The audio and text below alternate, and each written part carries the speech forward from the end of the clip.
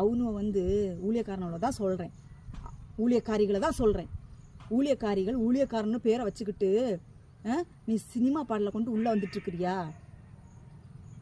கடைசியாக எச்சரிப்பாய் சொல்லுகிறேன், மனம் திரும்புங்கள், மனம் திரும்புங்கள்.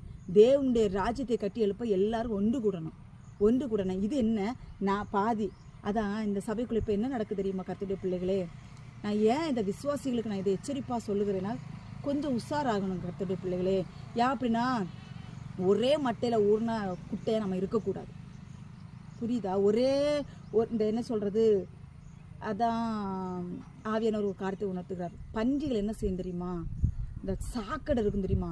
இந்த சாக்கடை அசிங்கம் அருவறுப்பில் கொண்டு போய் நல்லா மேய்ஞ்சிட்டு கிடக்கும். நீங்கள் அதை நல்லா குளிப்பாட்டி சோப்பு போட்டு குளிப்பாட்டி கொண்டு ஒரு நல்ல இடத்துல வச்சு பாருங்கள், அந்த பன்னி இருக்குன்னு நினைக்கிறீங்க, இருக்கவே இருக்காது. அந்த பன்னிக்க வேலையை தான் காட்டும். இன்றைக்கு அநேக கூட்டங்கள் பன்னி கூட்டங்களாக இருக்குது.